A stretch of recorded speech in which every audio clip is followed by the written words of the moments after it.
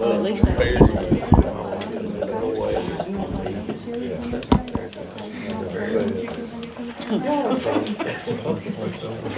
Hey, is your propane, you got propane? Is it above or below? I was gonna get that.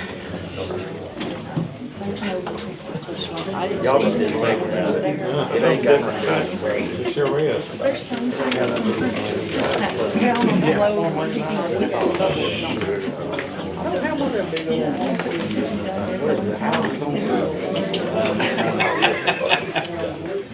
The bank will let you have anything you want.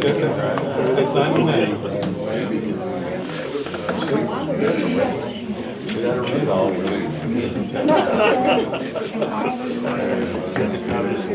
You know, me and Robert may get a bad reputation sitting there. Leave it.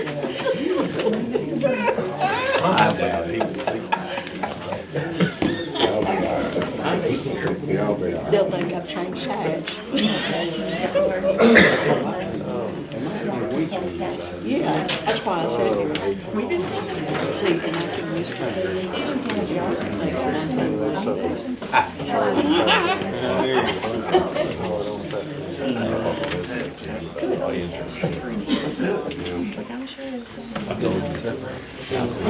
when we left Hardage, Get home in time, I had a crisis with that. and Mom's oil light come on, so I stopped.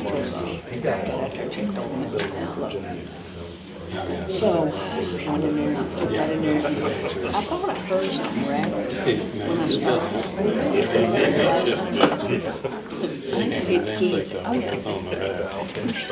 All right, if I could have your attention, please. We will get our December council meeting started. We'll have our opening by Mr. Albert Carpenter, our Pledge of Allegiance by Mr. Cody Lanier, and our invocation by Mr. Arvis Bobo.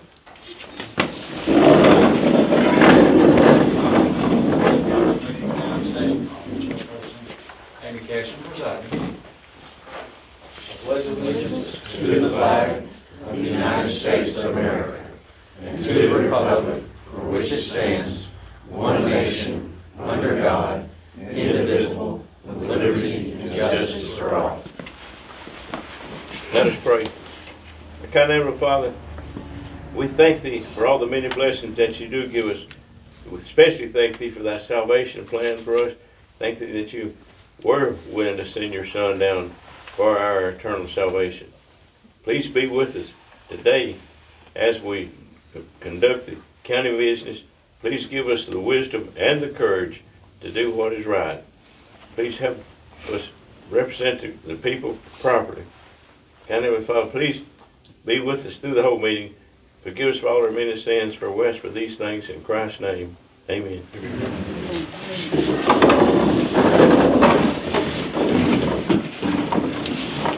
Okay, Miss Lacy, if you could do roll call for us. Marty Cashin.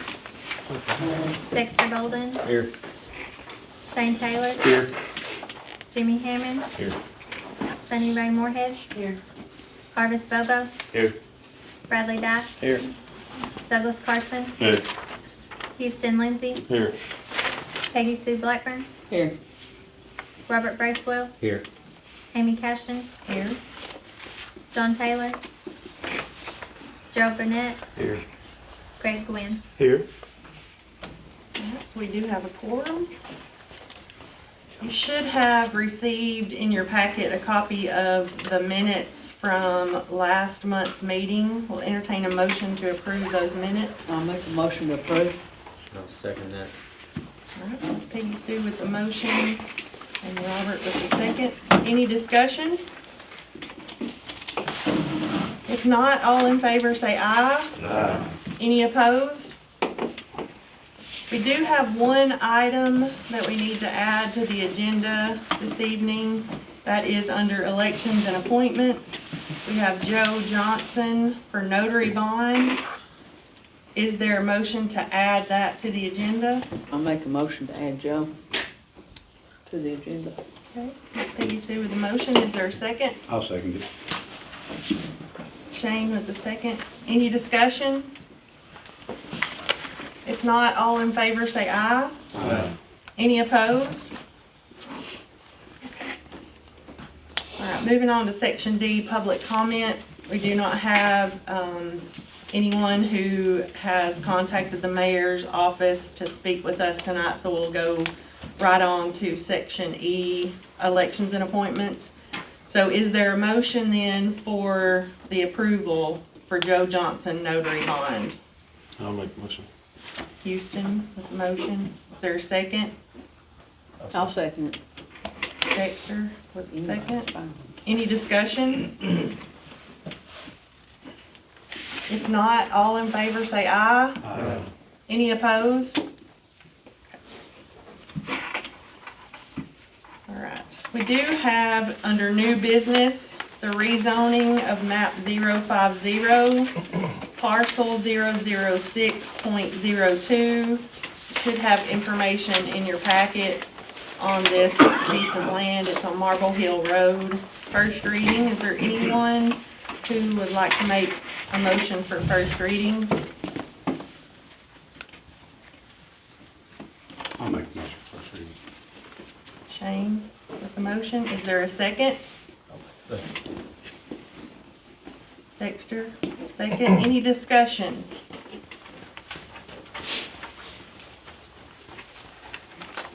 If not, all in favor say aye. Aye. Any opposed? Okay. All right. So moving on, we do have an update on our solar farm.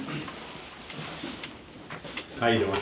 My name is Tony Grohl. I work for Grohl Environmental Solutions. Metro Moore County has hired Grohl Environmental to oversee or represent them with the solar farm project. So we represent them on a technical perspective, from an engineering and environmental perspective.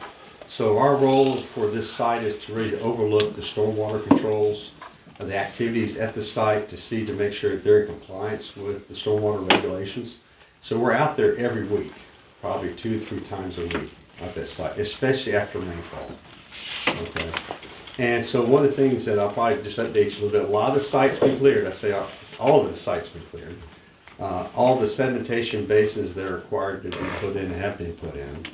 A lot of the site has been reclaimed, or not reclaimed, but seeded and started to grow.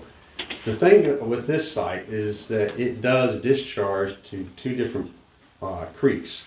Hurricane Creek is an exceptional Tennessee water by state standards. Okay, so it has to be protected a little more than the other streams. There's a little more protection it gets. It's the stream that flows away from Cumberland Springs Road. It goes down and out down to Thames Ford. So we pay a lot of attention to that stream versus the other streams. So after every rainfall, we go and look at these streams to see what's going on. And actually have 3 or 4 neighbors that are actually got eyes out there looking as well to tell us what they see, and that really helps. We have had a couple of instances, some rain events where mud has gotten near the substation, has gotten into the headwaters of Hurricane Creek, but there's a couple of structures that have held back dirt or mud from getting downstream. LPL Solar, the contractor out there, is very responsive on events, and they've actually cleaned up the creek. There's still some more work that needs to be done, but they've been out there the morning of or day after this happens. So this is a very big project. All of you know it's a very big project. And so our concern is to make sure these creeks don't get impacted. And the method of putting the stormwater controls out there and making sure they work is a constant. You just don't put them out there and walk away. You have to maintain them. If there's sediment in a basin, it has to be cleaned out. If silt fencing needs to be repaired, it's repaired. If something needs to be stabilized, it needs to be stabilized. So we're out there making sure that happens. So there's inspections done twice a week by LPL Solar, and then we do inspections twice a week. We fly aerial imagery once a week of the entire site, and we make that available, and I will pass it to Roberta. Roberta will put in the paper where you look at that, so you can see what it looks like as it progresses. And you'll see the places that are green, you'll see some other places where all the ponds are. So the other thing with this site is that with the state of Tennessee requires that once you go past 50 acres, you have to start monitoring your outfalls. And so the big thing that LPL Solar wants to do is they want to stabilize as quick as they can because monitoring is very expensive. That means you have to collect samples after every half-inch rain event. And there's probably, I don't know, it's probably 40 outfalls, I think. It's a big effort. So we're watching the site very closely. We've had people call us and to let us know what's going on. There's some issues with construction entrances being too muddy. We're working on that. We're going to figure that out and get that taken care of. The safety issues with it. But my concern with Oak Grove Environmental is the environmental aspect of it, the stormwater aspect of it. Protecting Timms Fork, protecting Hurricane Creek, protecting West Fork Creek. Okay, so, but anytime anybody has any questions about the project, you can contact me, and I'll do that. And I have a lot of phone calls. I have a lot of people talking about different aspects. I have a question. Yeah. I'm Dale McKeel, by the way. Dale's one of my eyes. Yes, I am. How come they're not very responsive in clearing up the creek? I know, I own property on Hurricane Creek, I should say, let everybody know, Yeah. on Folks Hollow.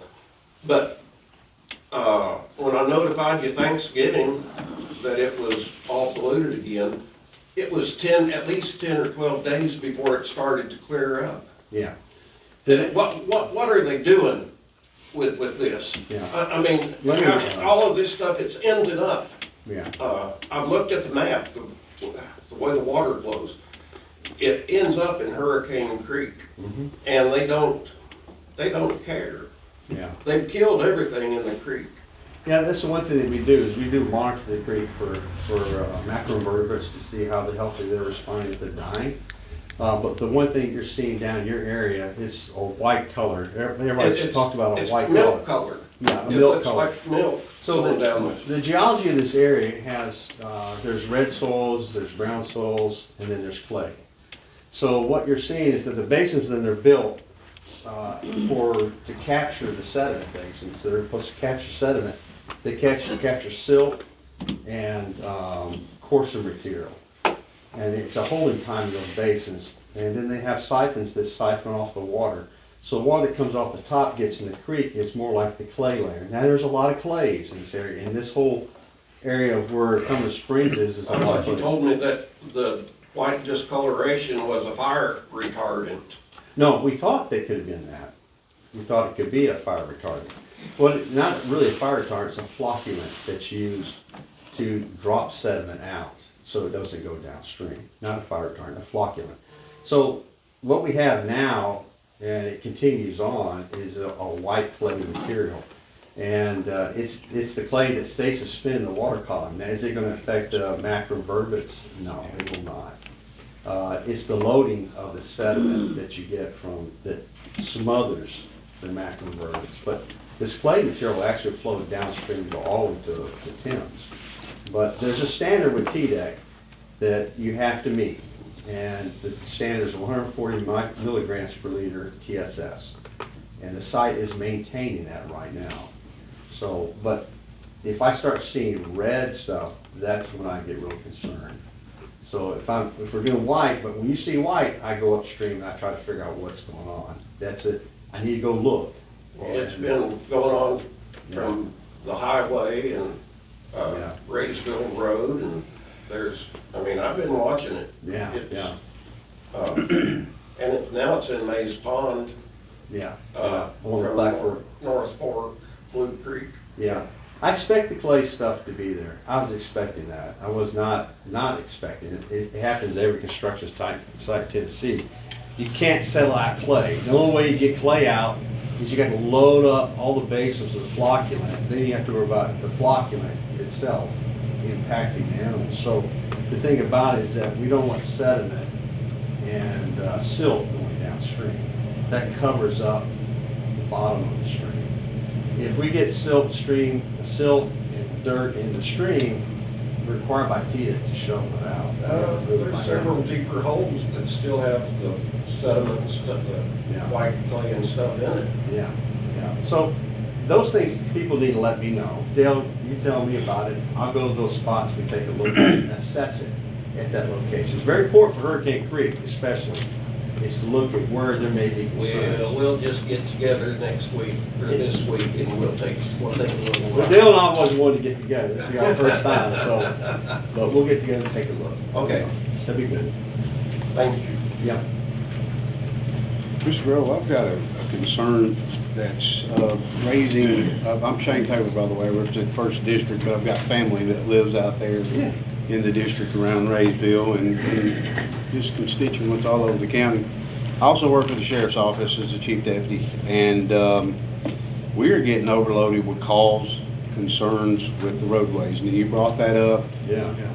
I've had my deputies out there several times over the last week, and I noticed in the last few days, there's been more of the sweeping activity, okay? The concern is after the rains, the mud on the roadways, and I know that from being in contact with the state, that there's been some citations being issued by Highway Patrol. Don't know that we won't take that mode with the sheriff's office as well, because we owe it to the citizens to protect their safety. And I understand the safety and your environmental. I don't know if there's a project manager here that can answer to the rest of it, but the safety of the roadways is our concern. In the in 24, from my research, there might have been 1 or 2 crashes on Cumberland Springs the whole year. Yeah. There's been 5 this year, 3 of which have been in the last 30 days. Gotcha. So this is concerning. And not to mention, yes, there seems like there's been an upkick of the sweepers coming out, but after that, I know that there's been some enforcement, right? Enforcement changes attitudes and all that, but of course, we don't want to have to do that, but we want compliance and, somebody to pledge that, yes, we're going to have these sweepers out there all day, every day. You can go by there at any point in the day and see people standing around. Why isn't those, sweepers there all day instead of at 4 o'clock in the afternoon when everybody's getting ready to go home? Are these accidents because of the mud, or is it because of rock, or is it because of trucks? I don't know if we worked all of those crashes, but I've had people call me and said, I almost crashed. We had one person that actually slid off the roadway because of mud, and things like that. So I myself didn't work it, so I can't speak 100% on that, but I just know the calls that we are getting. Gotcha. Okay, and we owe that to our citizens. And then not to mention the tax money that it's going to take to fix the roadway. So I got a call as Highway Advisory Committee Chair that there's a tile that's starting to cave in on Cumberland Springs. I understand that the project said they would fix the roadways, correct me if I'm wrong, Shannon, after the project, but what about now? Yeah. Who's going to fix the tiles now? Shannon, how do you handle the stuff that pops up? There's repairs made at the end of the project when you're done, but we had made an agreement about fixing things as we go along. Have you done that? That's what I was gonna ask. Is this the LPL contractor here with us tonight? It's not? No, We this just- is Silicon Ranch. This is just Silicon Ranch? Okay. I can ask Aaron. Okay. Ask Aaron if you like. See what, they call it. Hey, Rob Riley, Director at Silicon Ranch on the project development team. Just to address a couple of your questions. One, we've been in pretty close contact with Shannon and Dexter as well. We are actively working on addressing the mud situation. Like, we hear you, we are actively addressing it. We've had a bunch more rock that we've ordered to have laid down at each of the entrances to try and knock dirt off of the tires before trucks are going out on the road. As you mentioned, we're upping the street sweeping activities. We've got 3 more on the way. And then we're also going to install some rumble pads at the entrances to additionally knock off some of the dirt, try and keep it out of the roads in the first place. So we're doing our best to address the situation.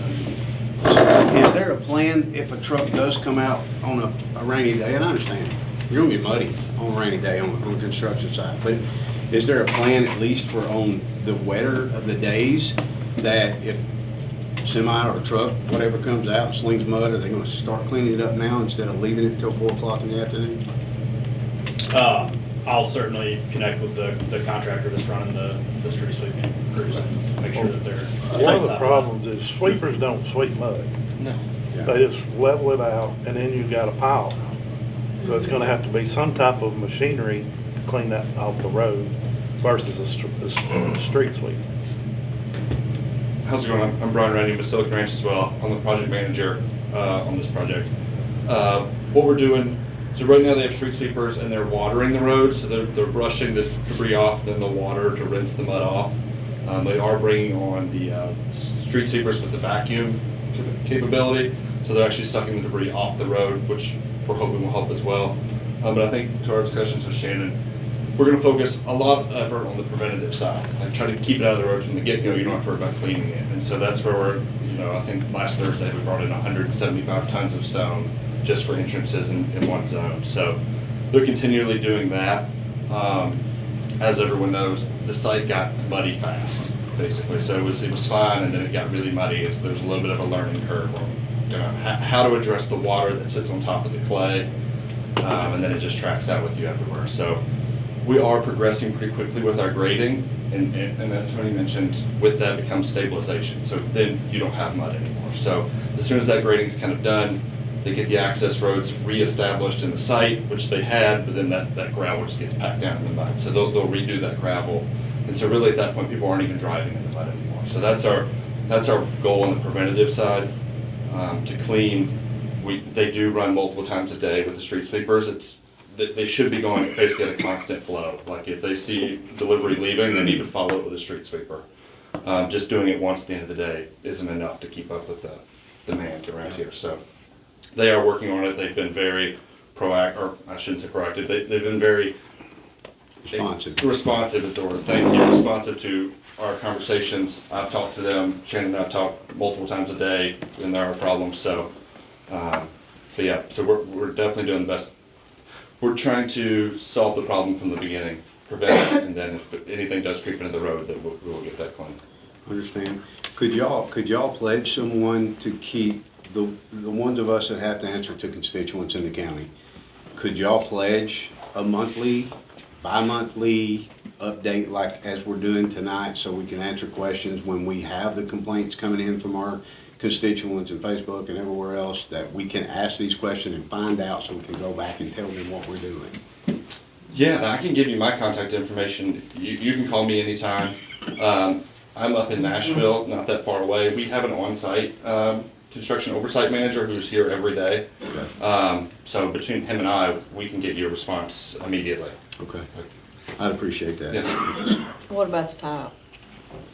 Yeah, we're We happy need to to look get at it that. fixed. If it is something that's damaged and it was damaged from the construction activity, that's definitely something we would look at fixing now. I don't think we wouldn't wait till the end of the project. Like if something happened now and it was shown your construction activities did that, then. So can you get with Shannon this week and find out when you're gonna repair it? Yeah, not an issue.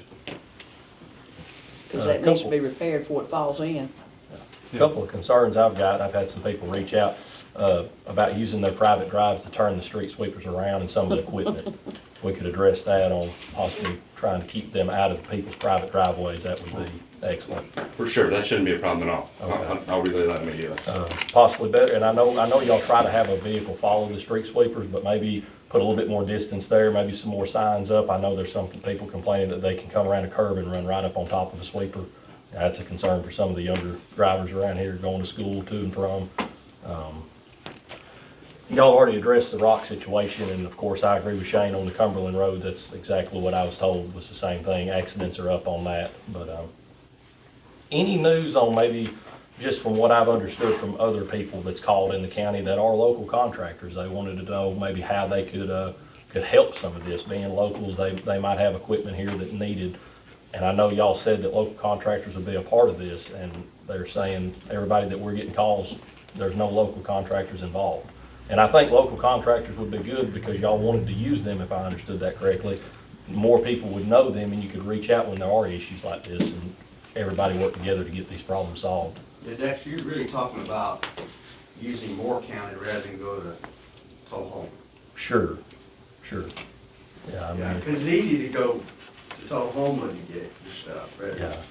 go west. Yeah, I mean, if we could find some local people around for that, I thought that was the original intent, but I just wanted to ask that because people have been calling to ask that today. Where are local contractors in this project? We're always happy to put them in touch with our contractor. At the end of the day, we cannot dictate who they subcontract to. I've made multiple introductions from folks that have reached out, but ultimately that's not something that we can dictate to our contractor who they hire. Okay. Yeah, actually, I probably talked to Aaron Head.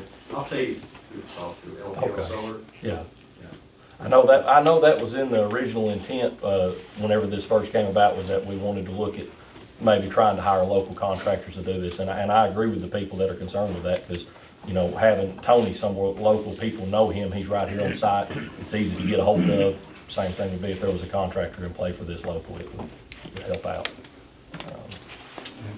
Yeah, the private drives, that's a big one, the rocks on the road, you know, and on the entries, and working with Tony, I'm sure he's helping all he can. I know he calls me, and I get emails from him weekly.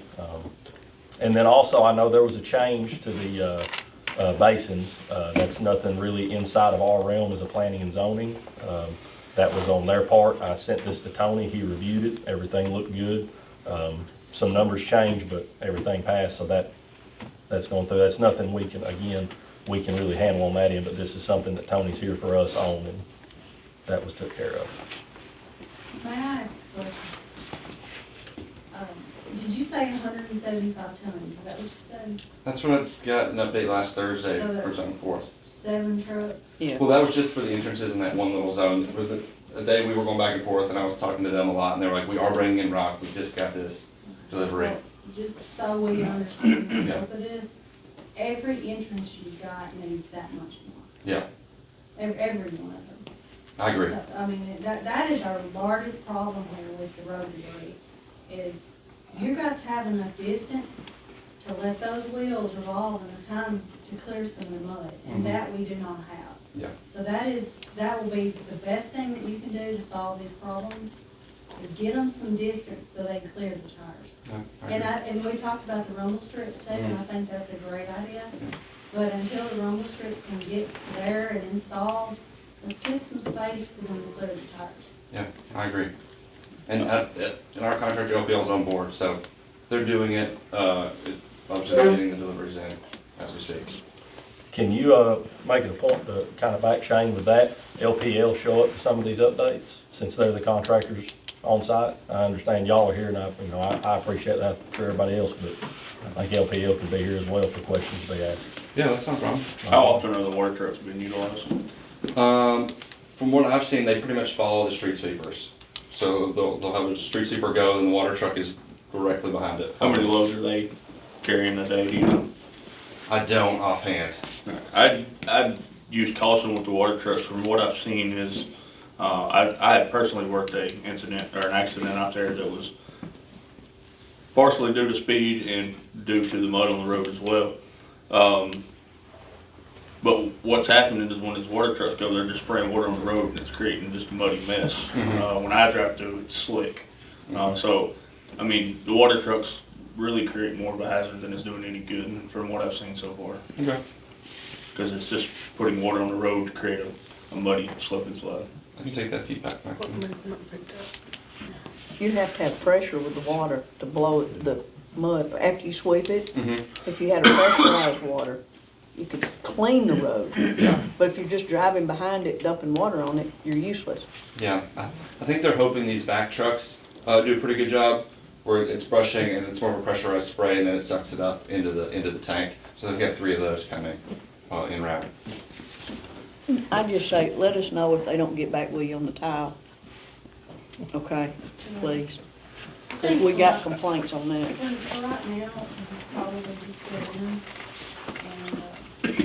and if it gets worse, then we'll have to look about what we need to do to get it replaced. But for right now, it looks like compassion versus flat, but, I would do that. That'd be a quicker, easier fix on the get-go, and then more time to get prepared to, because the road will have to be closed for a little while to replace. Okay. Nate and I'll get with you and figure out where it's at and take a look at it. Thank you.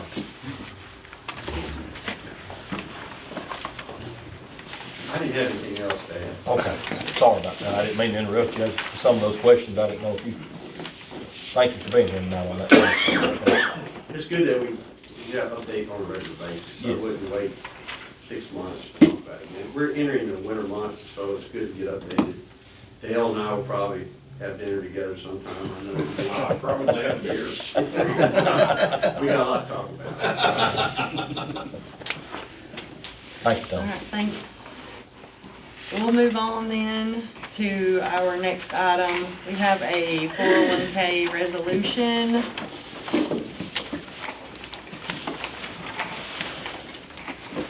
Should have received information in your packet. Probably gives you more than you wanted to know about it.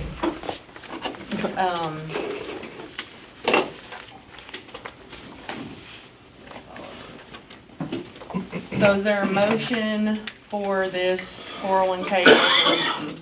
I'll make the motion to approve 401K resolution. Okay. I'll second it. Let's take Sue with the second. Any discussion?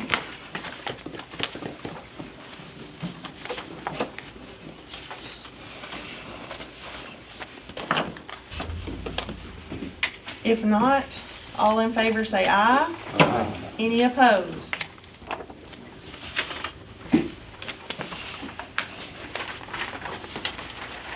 All right, moving on to old business. We'll have second reading for rezoning map 023, parcel 005.01. Is there a motion for second reading? I'll make a motion, have the second reading. All right, Shane with the motion. Is there a Second. Sorry, I missed it. I'll second. Oh, I should have known. Miss Peggy Sue with the second. Any discussion? If not, all in favor say aye. Aye. Any opposed? All right, and then rezoning of map 017, parcel 003.00. Is there a motion for second reading? I'll make a motion for a second reading. Miss Peggy Sue? The motion, is there a second? No second. Houston with the second. Any discussion? If not, all in favor say aye. Aye. Any opposed? All right, you should have received a copy of this, this November permits, fees, and activities report. This is for your information only. Any council members have any questions or comments that haven't, been addressed yet? Just wanted to let the water board, we're about 90% with new meters. We've gotten all the bigger meters changed out over Thanksgiving. And, so if anybody has any calls, they have broke a few on, they've tried to come back and fix them immediately. So if you hear any of that, just let us know. But we're hoping to get everything wrapped up. I don't know that we will make it and have everything online and get a true reading around the 1st of February, sorry. So just giving everybody an update on what we got going over there. I'd like to comment on them meters. I don't have no water pressure now, Well, and I've called. I'm a board and they've member. come out. Ronnie I is called, your, they've come out, and it didn't get no better. well, So I don't know about them new meters. I don't know how to help you on that. That's out of my jurisdiction, but I will pass it on. I thought I was complaining to the right guy. Well, I'm a mouthpiece, I'll pass it on. We've gotten several complaints because people didn't realize they had leaks and they're now working on it. So these new ones do detect leaks. Do you have any preliminary numbers on whether or not this is helping with the water loss, or? Well, no, because they have a lot of flushing.